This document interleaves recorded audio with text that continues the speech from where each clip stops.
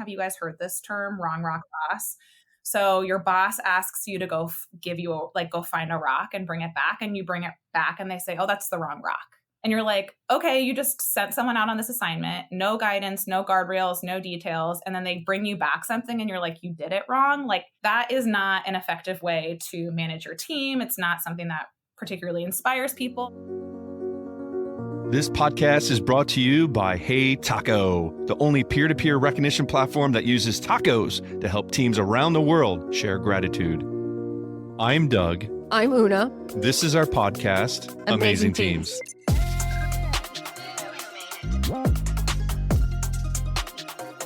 Hey everyone, welcome to Season 3 of the Amazing Teams podcast, where we explore all things that make work better. Today, we are excited to be joined by Hannah Manizza, VP of Marketing at Forge Biologics. Hannah, welcome to the Amazing Teams podcast. Thanks for having me. I'm so excited. Of course. So this isn't the first team that I've been on with Una, as you know. Our first team together was the Robert Morris Colonials women's volleyball team. So it's like another fun opportunity to talk about teams with her.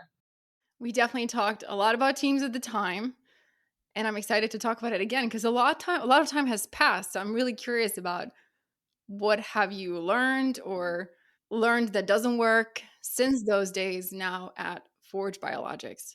Yeah, there's been things I've brought over and some things I've happily left behind. Before we get started into those lessons, tell us more about Forge and what do you do there? Sure. So Forge is a contract development and manufacturing organization, which is called a CDMO, but really simply put, we help scientists and innovators and researchers take their gene therapy concepts from the lab and scale them up through clinical and then ultimately commercial manufacturing. So helping scientists who are really focused on concepts in the lab actually manufacture these gene therapy products so that they can be used in research studies, clinical trials using humans, and then ultimately a commercial drug product. So as you can imagine, that takes a very specific skill set and infrastructure and, facility that we have here. And so that's really why Forge exists. It's because that gap was really needed in the drug development process for gene therapy specifically. And we have this huge, beautiful 200,000 square foot facility here in Columbus to help make sure that happens. That's amazing. So a lot of scientists on your team. Lots of scientists. Yeah, exactly. I'm in marketing specifically, so I guess that might be helpful. So I'm the vice president of marketing. What our job really is to help connect the innovations happening at Forge with the hearts and minds of our clients and our industry so that they know about all of the incredible work that those scientists are doing. Are you marketing to scientists who are developing new drugs and need a partner to manufacture? Exactly. So our clients are scientists, so either researchers in academic institutions, or they've raised some VC money and they have their own biotech company and they're needing to scale up into clinical manufacturing, or they're at a business unit within like a large corporation, like name your big, pharmaceutical corporation that might have a cell and gene therapy R&D arm or something like that. And so you guys are all in person? Yes, largely. So by nature, most of our work happens here on site in our labs. So I would say the bulk majority of our teams are in person. Some of the back office support, administrative staff, which includes marketing, have a little bit more flexibility for in-person and remote. But yeah, cells got to grow. Scientists got to be in the labs. How big is your team, your whole team? Forge as a company is a little over 370. I think by the end of this year, we're looking to be at around 400, which is crazy considering that this company only started 5 years ago. Oh, wow. That's amazing. The facility itself was a blank slate. It was a former Borders distribution warehouse. I'll send you some pictures. It's pretty cool. But walked in, blank slate, 3 co-founders, and a little over 4 years later, we have almost 400 employees. And then my team specifically is marketing and creative. And we have 6, although I have a new employee starting today. So 7. Amazing. How big was Forge when you joined? Oh, I was employee number 36. That's No. amazing. Yes, I joined in the height of COVID. We had one small little lab. We all had like desks on squares that were social distance 6 feet apart. We all wore masks. And now I feel like we're living in the lap of luxury with like offices and kitchens. And it's been an incredible ride. I really came from like early phase startup through high growth. We got acquired at the end of last year. So like I've seen the whole kind of life cycle. Oh, we have so many things to unpack in that life cycle. Yeah. Doug, what are you thinking? I see you smiling. Oh, I was just thinking. So I guess you were here in DC. What were you doing in DC before you moved out to Columbus? Is that where you're? Yep, Columbus, Ohio.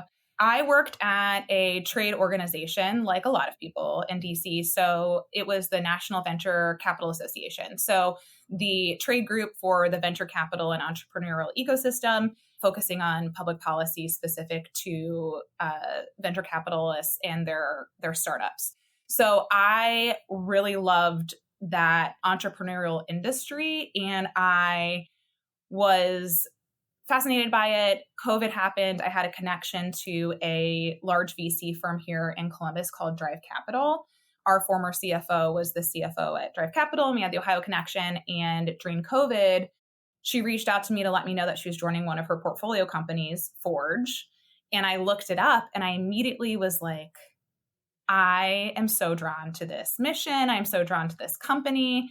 We've been thinking about moving back to Columbus. Are there open positions? And she's like, we're hiring so many people. Send me your resume. And like 4 weeks later, I had made the decision to move my entire family back to Columbus. That's incredible. And do you remember what that original mission was that you're drawn to? Yes. So Forge's mission is enabling access to gene therapies by helping take them from concept to reality.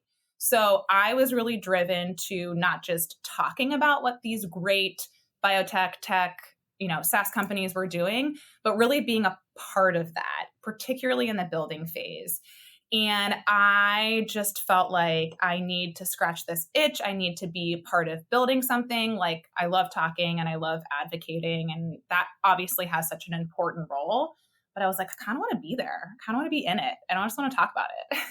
One thing about you that I've always loved, which is you're so intentional. And when you set your mind to it, you do it. So I don't know if you remember this, but probably this might have been like 2019. You were at National Venture Capital Association. And I was like, what's next? She's like, I think I'm going to join a startup. And 2 years later, there she is. She kind of has a goal and she's like, I'm going to go do it. Or after college, I think I'm going to go to DC. A month later, after graduation, she lives in DC, right? So yeah. I've always loved your path. Like, I'm going to go do that next. And then eventually, sometimes it takes time for opportunities to develop, but you're like, I'm going to go do that. Yes. I would say you and I both share like a optimistic mentality. And so I've always felt like if I'm excited about something, I'm just going to make it happen. It's going to be great. I'm going to figure it out. Stakes get higher as you have a family and have a lot of other considerations, but it just made a ton of sense for me. So yeah, it was great. Okay, now walk us through Forge. You joined, or your learnings from Forge. You joined as employee number 36. You're about to be 400 people. What was the team like at 36 and the culture? And what has changed in the last few years as you 10x'd your employee headcount? Yes. So the team was incredibly close-knit. Everyone had input and a perspective to bring to how the company was being built. It definitely is a very specific type of person that wants to work at a startup at the earliest of phases. We had Series A investment moving into our Series B at that time. And it takes a type of culture and person who is really interested in rolling up their sleeves, building, okay with ambiguity, totally fine to constantly pivot. I struggled a little bit with that, to be honest. I came from like a very structured work environment. And then all of a sudden, I would be getting directives like, okay, we're doing this, like figure this out. And I'd come back with like my perfectly curated like product launch plan. And they'd be like, oh yeah, we're not doing that anymore. Like here I've stayed up hours and nights, and I finally learned like how to understand what they're asking and when it was really something that was going to happen versus just a conversation about like throwing things against the wall and seeing what sticks. So that is more of this early phase startup environment. I liked it. I struggled a little bit in it. Like I said, it was hard for me to get my bearings in terms of like what actually I was doing and having to navigate an ambiguity. It was my first time building a team. Previously, I've only ever come into predefined teams as like a role that was being backfilled. So that was both fun, but also nerve wracking. And yeah, it's a very, very specific type of environment. And then since fundraising acquired, we're now part of a larger Japanese company. So much more established with 400 people, as you can imagine. We have processes, we have my team built, there's a core base of clients, like we've done this before. It feels a lot more, I would say, of like a traditional environment. Now, something that's been unique about Forge that has really transcended all of those different phases is being an incredibly mission-driven organization. I would imagine that you would find this in a lot of biotech companies, but because our impact is so connected to patients directly, like our clients and the patient communities that they serve, it really inspires a lot of individuals who want to work for a very purpose-driven organization. So that has really developed into a very mission-driven culture. People feel very connected to the work that they're doing and that their work has impact on people directly. And so that's been something that's been very special and something I've really loved being a part of. It sounds like people feel that way regardless if they're the scientists working on actually developing that therapy, and whether there's someone like you who is in marketing, right? Like you're not actually producing the scientific work, but you're getting to spread the word about it. Yes, exactly. So everyone has a very specific role within the organization. And even if you're not in the labs as a scientist, speaking for the marketing team specifically, we still have a very specific skill set that is required to make our company function. And I love the incredibly fun challenge of taking incredibly technical and science work and making it fun and exciting and engaging and really connecting it with our clients. I think my team and others find a lot of purpose in being a part of an organization and having, our particular role in delivering on our mission. Hannah, how would you define an amazing team? I knew, because this is one of the questions that you asked in advance, and I wanted to make sure that I was prepared. And I'm sure you guys are also big Adam Grant fans over at Amazing Teams. A little bit. A little bit. We'll tell you the story after you answer the question.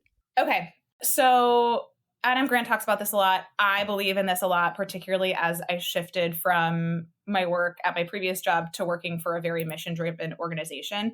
But I believe I kind of have like three pillars. The first one is I believe people want to work somewhere where they feel like their work has impact. Whether it's on the marketing team, whether you're a scientist in the lab, I think people want their work to feel like it's connected to impact that's happening. So that's number one. Number two, I think having a culture and a team that is open and wants to have continuous learning is really important. So either being able to learn from each other or from other people within the company, I think a continuous learning mindset is so critical in people feeling intellectually stimulated throughout their entire career. And then the third is balancing productivity with well-being. So making sure that people have the time that they have during the day to get their work done, but we're not consistently working past our core hours. We're not pinging people on Teams all the time. There's obviously anomalies that come up, but largely we respect people's, personal time as well. So yeah, kind of like what you said, all business on the court, off the court, having a great time, like making sure that I'm not bothering people at home. But when you're here, we're working hard.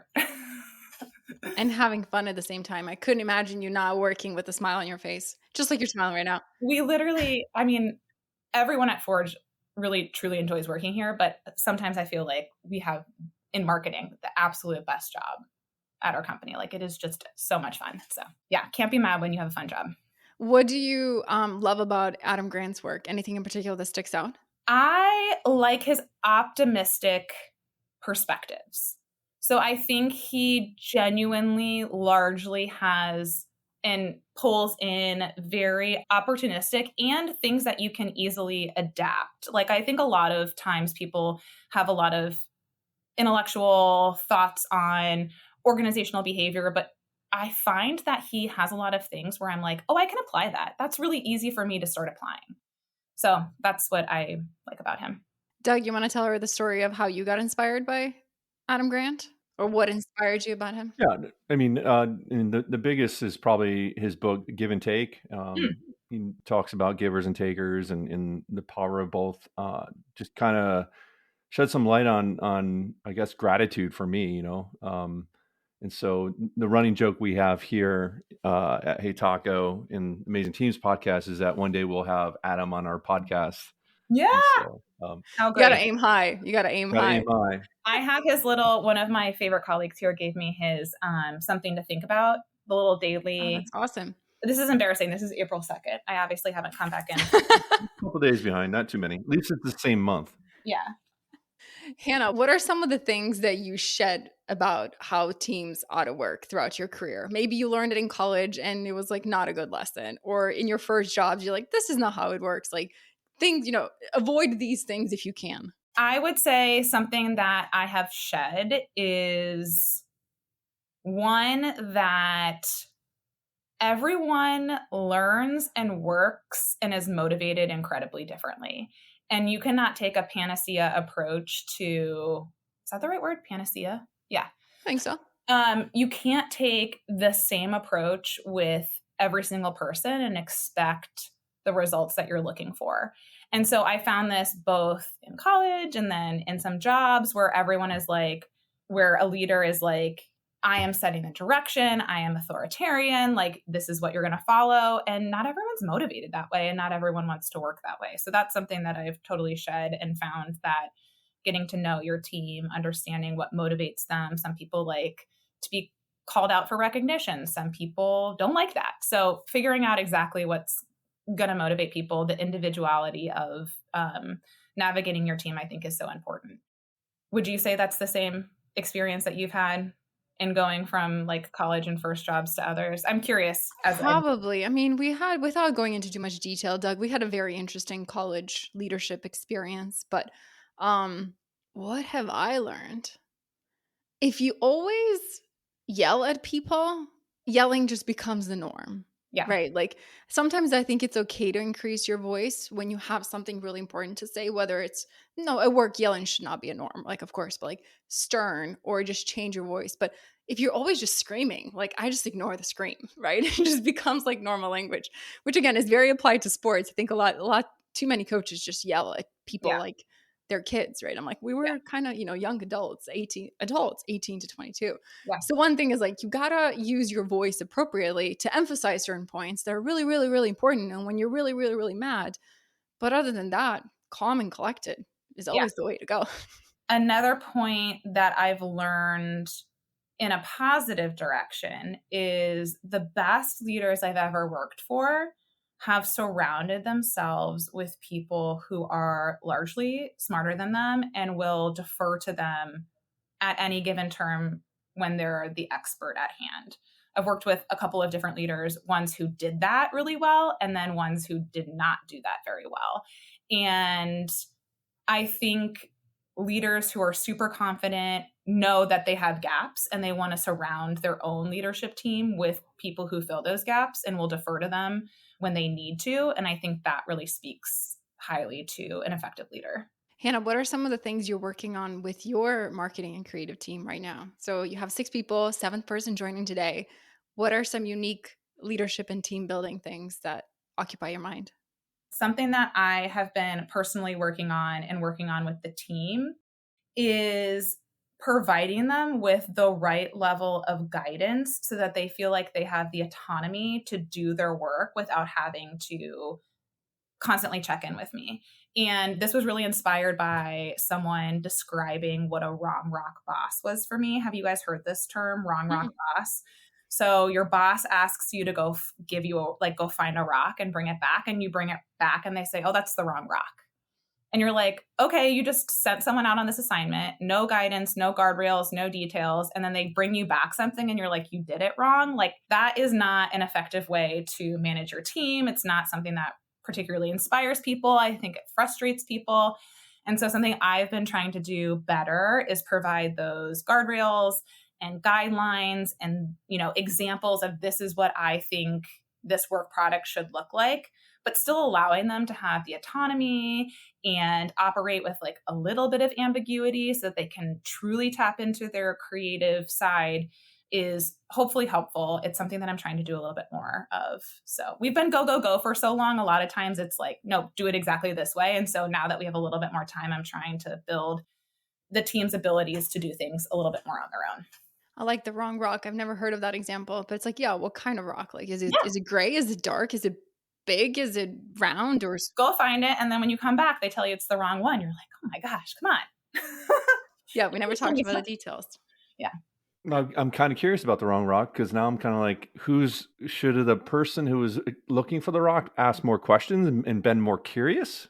I'm sure it goes both ways, mm-hmm. for sure. I think you can ask for more feedback and then you can also provide a little bit more guidance. I'm sure it's on both ends. But generally, I think it falls on the leader to kind of do it.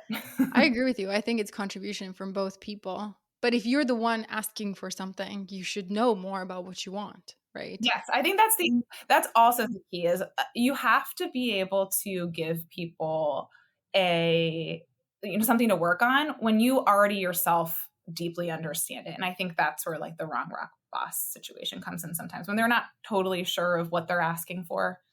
Mm-hmm. And you want to set them up for success. So Exactly. I think, guardrail, stuff like that makes sense. But I think even for the performer, it would avoid a lot of probably people's troubles and hitting against the wall at work, because a lot of times you might get, I want to rock as a performer, like an individual person to the boss, and being cognizant of like, they actually didn't tell me not even like 3 more things about this rock, and just seeing that and be like, hey, tell me more about what does this rock look like to you in your mind? Like asking 3 deeper questions. I think that could be the onus of the person. It's like, hey, if this is a boss that's not giving you the details, go ahead and ask 3 more questions. Totally. Yes. Yeah. Because sometimes this person doesn't know, or they maybe just like background of obviousness. Like I know what kind of rock I want, but I don't need to tell this person because I feel like they already understand me. Like they already kind of get it. And it's like, no, they can't read your mind. Yeah, exactly. Hannah, anything else that at Forge or throughout your career that you have learned that like definitely indispensably makes work way more awesome? And if you were to ever have a workplace without it, you'd be like, I'm quitting tomorrow. I don't know if that's specific to like benefits or culture, but I will tell you what makes or breaks it for me at working at companies, and I'm sure you hear this all the time, is the people that you work with. I could do so many different things if I were working with the incredible, smart, talented, humble people that I work with here.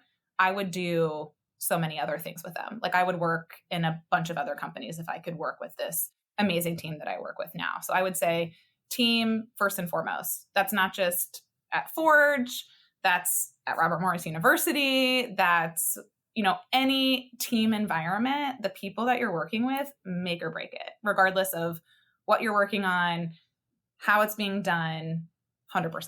That's a good segue, Hannah, into gratitude. So we have a little ritual on this podcast where at the end, we ask you who you'd like to give gratitude to. And it's based on Hey Taco, which brings this podcast to people. And with Hey Taco, which is a peer-to-peer recognition platform, everyone has 5 tacos to give each day. And you can use those tacos to recognize 5 different people for something they've done or just to simply put a smile on their face. So my question to you, Hannah, is who are you giving your 5 tacos to today and why?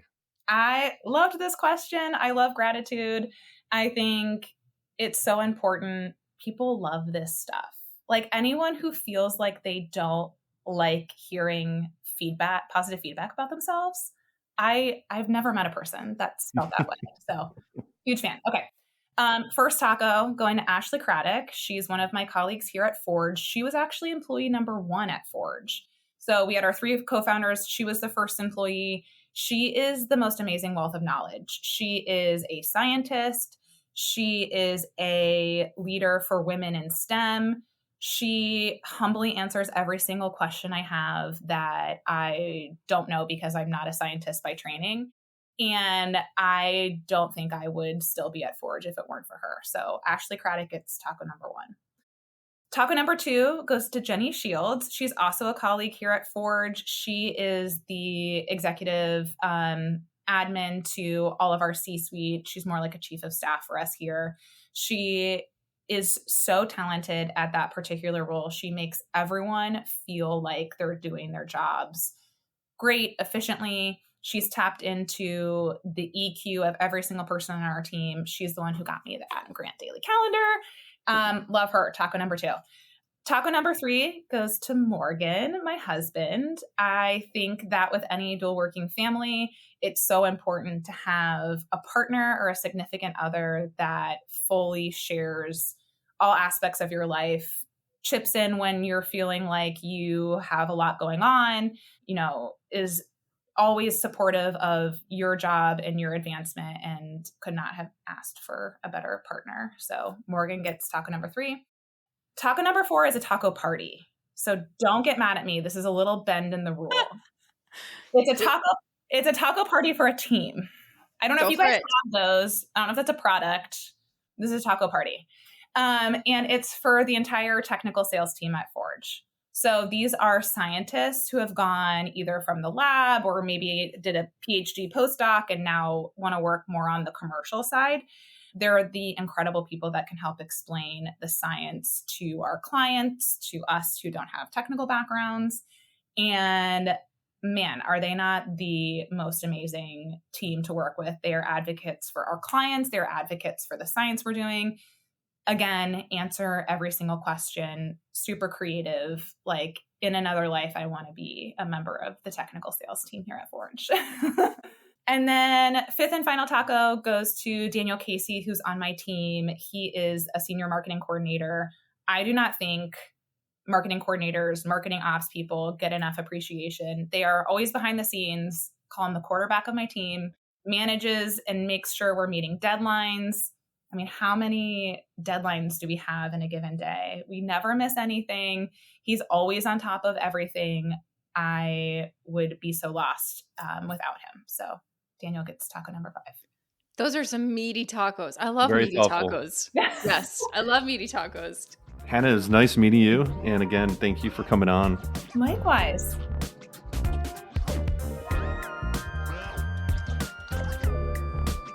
Thanks for listening. One of the important things about building a team is gratitude. If you're looking to add more gratitude into your team, check out heytaco.com. We are clearly biased, but it really does work. Use the code AMAZINGTEAMS to receive 15% off for the first 3 months of your subscription.